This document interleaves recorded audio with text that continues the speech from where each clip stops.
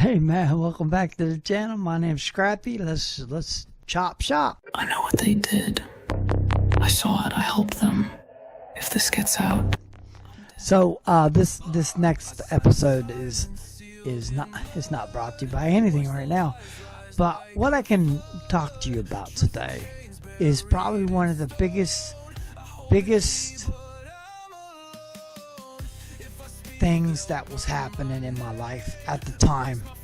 I've noticed this, like the full meltdown of people, because they're so demented that they think that they can't overcome a situation because they're trapped in a scam. Okay, they're trapped in a scam that actually, technically, it worked. Okay, but let me get into this part because I want to talk about this part.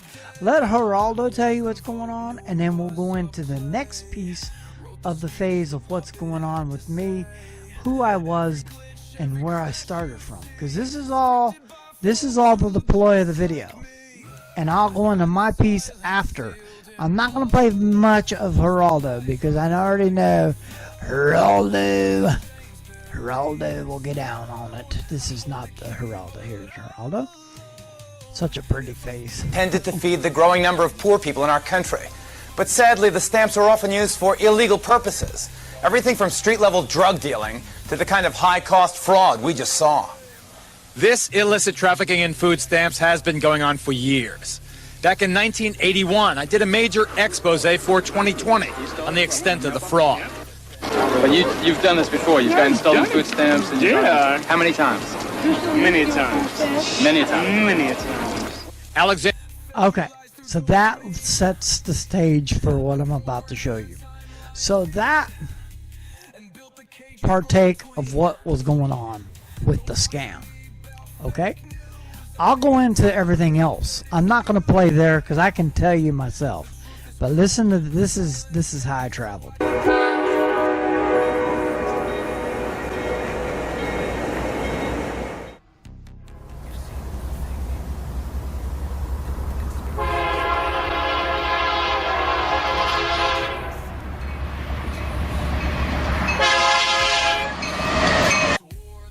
Alright, I'm going to stop that right there because I don't want YouTube to slam me for that one either.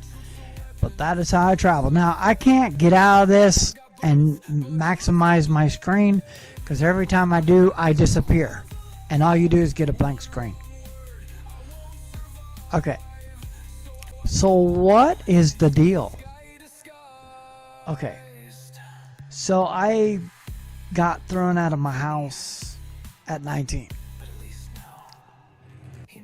I just graduated high school. I came back from Job Corps.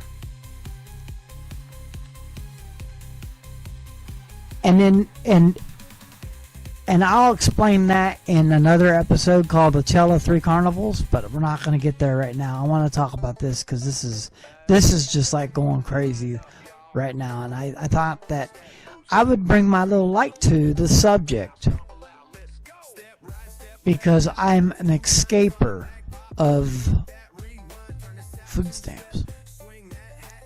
Now, what I mean by that is this. I rode those trains at first to get away because me and Jim and I decided to hop the train to get out of Portland. The first car that we hopped was a gondola. And that's this car coming up on the screen. I'm going to put myself over here so you guys can see these pictures. This is a gondola car. And this is the first car that I actually rode on. It did have actually metal in the car. It wasn't like super empty. Because the magnet sometimes doesn't get down and get it down. It does pick up stuff, but sometimes it will pick up a lot of stuff and sometimes it won't. Sometimes they actually have to take the car and flip it upside down and just get everything out. But that's my first car, was a gondola. And I remember we rode from Portland to Salem in the gondola car. We got off in Salem because it had to get the wood, because there was wood cars actually coming. I don't know where it was going, but Cascade sends a lot of wood out of Salem, Oregon. Y'all, every once in a while you might see a red car that says Salem Cascade. Well, if you actually hop on that car and rode it, it would take you all the way back to Salem, Oregon. Now you'd be shuffled from here to there to everywhere, but that car, that's where it's going. An empty car is going back to Oregon. That Salem, Oregon car will return to Oregon. I guarantee that. Now there might be other cars with it, but that actually car will go back. It specifically states Salem. It will be there. I guarantee that. A Hozog. If you ever see Hozog, those come out of Utah. So if you ever see a Harzog or Hozog, I've heard that. That's right down here in the corner. If you ever see that, those are Utah-bound cars.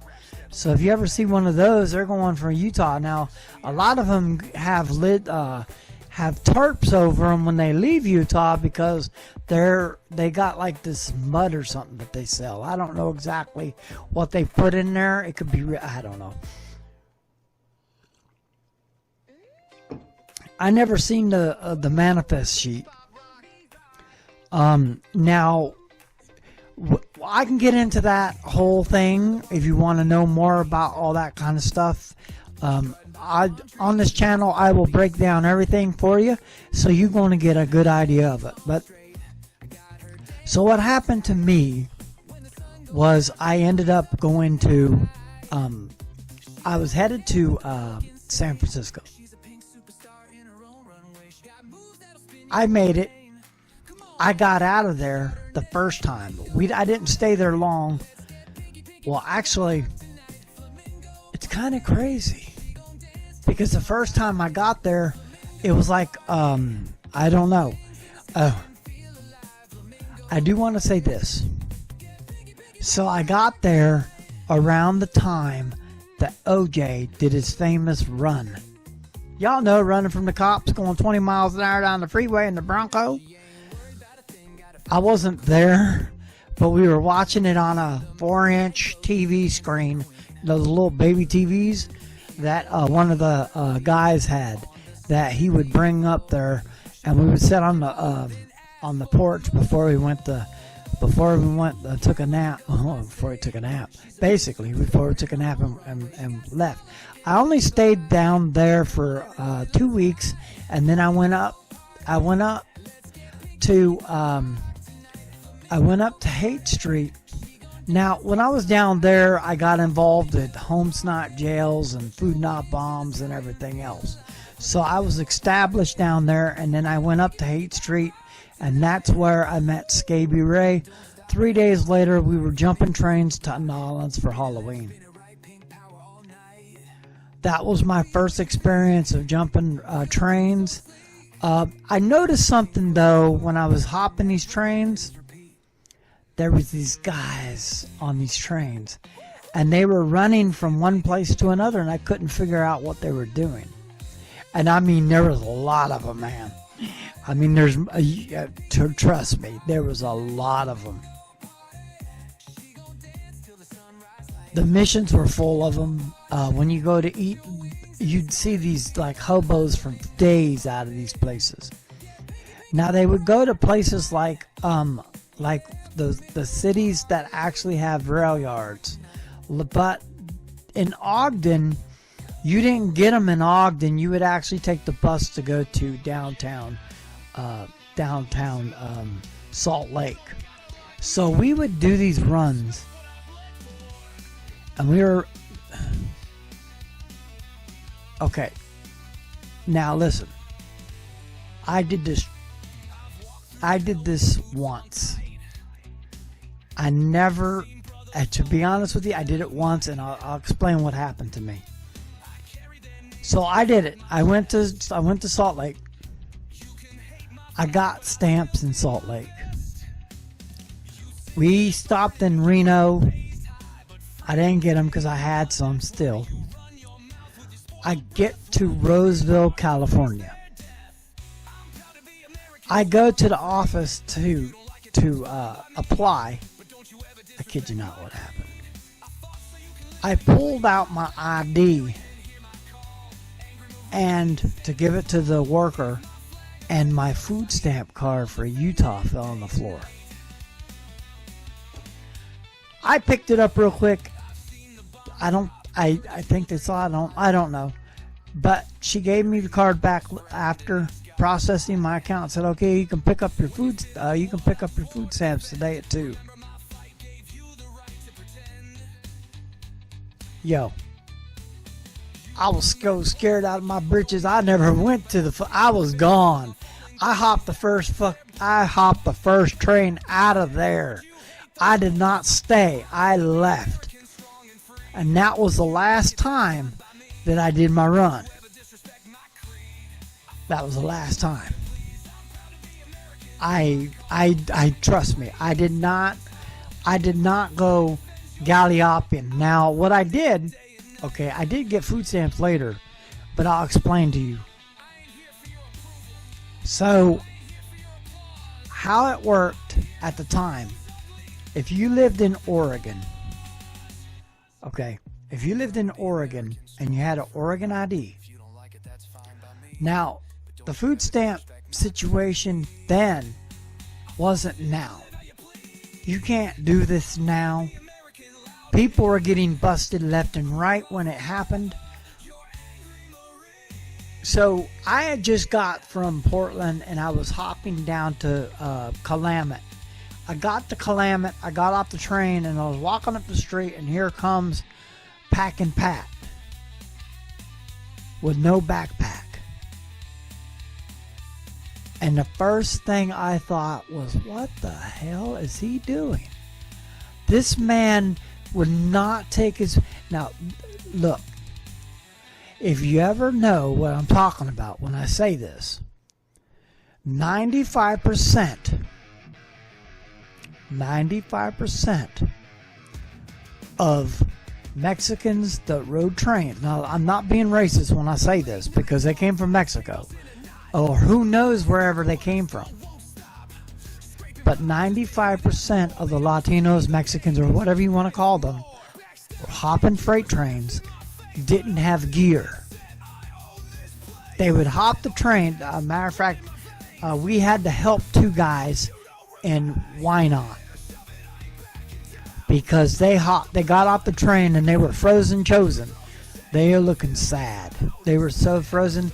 I don't know how they lived through that trail, through that ride, because there was a blizzard that they just like went through. The train basically, the trains were stopped. So the train they got off, they barely got off of, because the train after that was stopped because the pass was unpassable. I'm totally glad that they got off the train. We helped them out. Well, we will always help them out because a hobo always helps out another hobo. That's the rule. So we helped them. We fed them. We got them warm. We gave them some clothes. We showed them where they can go, but they didn't have to have ID to get stuff, because you can go and get stuff without having ID. You just had to know the places to get stuff. So learning that part of being homeless was probably one of the biggest things in my adventure that could ever happen, was learning this, because the hobos taught me how I can make food with what I got in my bag. So whatever food that I got from a food pantry, or if I got them from food stamps or whatever else, whatever I was using, I could actually make. Now, I had a tent, a sleeping bag, tarps. I can go in the woods and live in the woods forever. I had a buck knife that was in my bag that in certain states you couldn't carry it on you. You had to put it. Now, technically, listen, I will say this. In certain states, it's considered concealed if you do it wrong. So basically, when you take a knife, right, and you conceal it in your jacket, or you conceal it on your leg inside your pocket, or you conceal it in your backpack where you can easily reach it, that's considered bad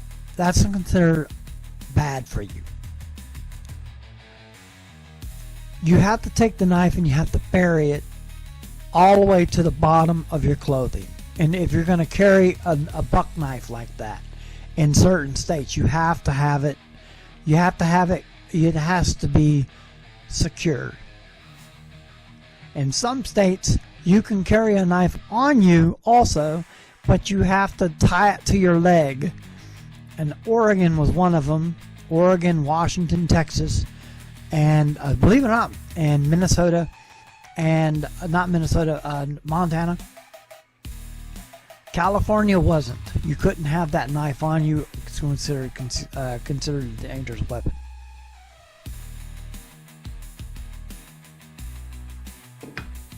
So that's what the run for me was.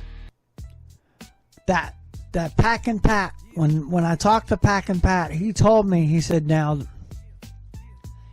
they just now Geraldo talks about it later on.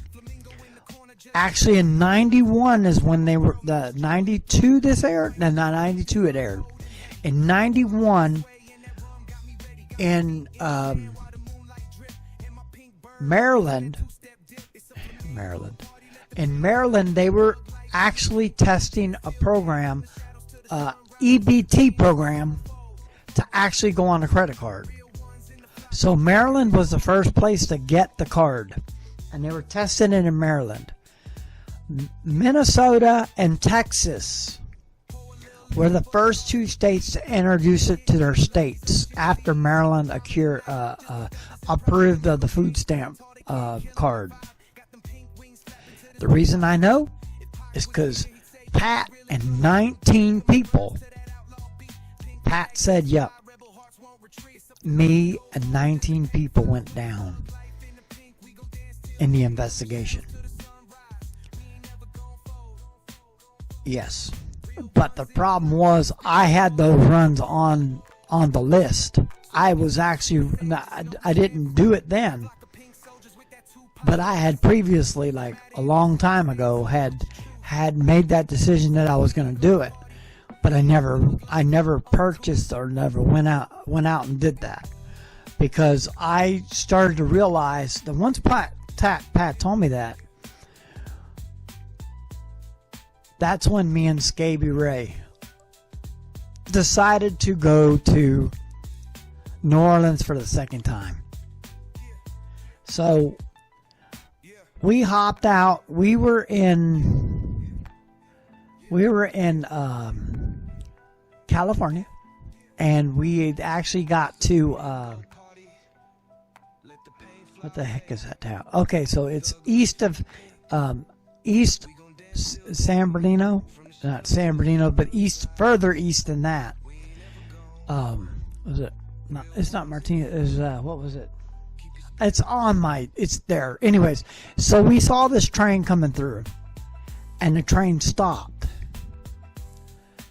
We hopped the train, and all of a sudden it broke air, and we're like, oh shit, we just got on a dead train. But then we saw something crazy. Like maybe 5 minutes later, the train airs up and starts to go. They had actually taken another train and attached it to the middle of the train that we were on to make a super train. A super train. So they had like 19 units pulling this train. This thing was long. They were doing it because at the time they were on timer. They were on wait. Now they used to do wait, but now they're on. Now they did a wait and then they did a time, and then now they was running like crazy. thing just happened in Oregon where the river's trying to run over and everything else. So it was pretty crazy. Yeah, it was crazy. That year in California, things were going crazy. They had to go around. They couldn't go through. They couldn't go through the Northern California through Redding. They actually had to go around. So they were going around and coming back in through the east side of San Francisco. Well, the east side of the east side, and that's what they were doing because they had no choice. So they were running super freight all around, and they were running off Burlington Northern, so they had to do as much as they could to get those trains through there. And Burlington Northern, if you ever notice Burlington Northern, they have cabooses on everything. So bad that they actually had to throw cabooses on the end of these trains because there's no way through those without them. And the other trains coming out of there weren't super trains, so they had to go in and get in the hole. There was only 2 trains, one going south, one going north. Then, and like coming out of Klamath Falls, you would have 2 trains leave and 2 trains come in. The 2 trains, one train would go to Vancouver, Washington. The other one would go to whatchamacallit,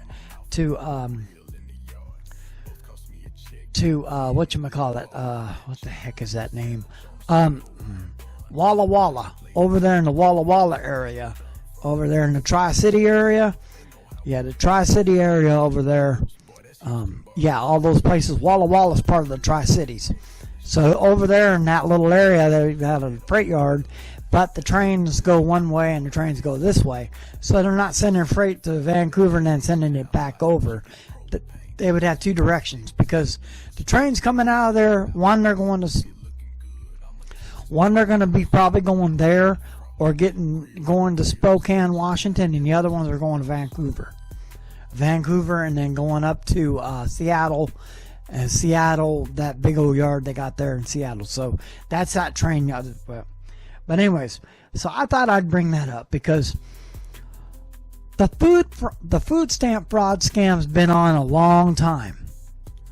And the problem is they needed to regulate this. And I just saw somewhere that they're talking about putting a 3-year cap on food stamps. I got to say for you, if you get on food stamps, it's not a congested way to live. I'm 52 years old. The last time I claimed food stamps was when I got out of felony treatment.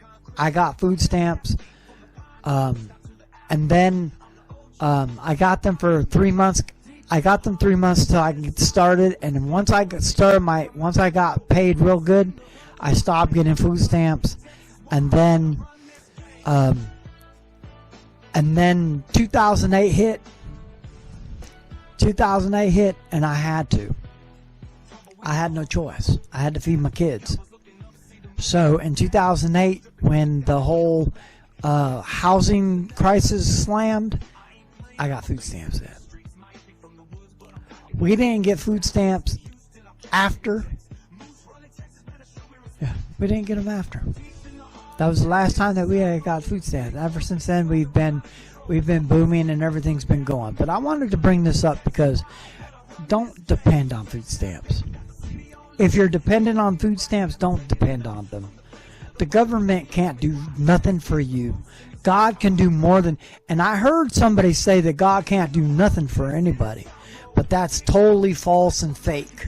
God can do everything. Look at me. Do you think I'm sitting here because the government got me here? God got me here. God got me here. Oh, so you know, this is NA and this is AA. God got me here, right where I'm sitting today. All because I believed and I trusted in something that I couldn't see and I couldn't believe in. I couldn't grasp. But that's where faith comes in. And that's what this channel's built on. I'm a Scrappy, and this is the Scrappy Shop, and I'm out.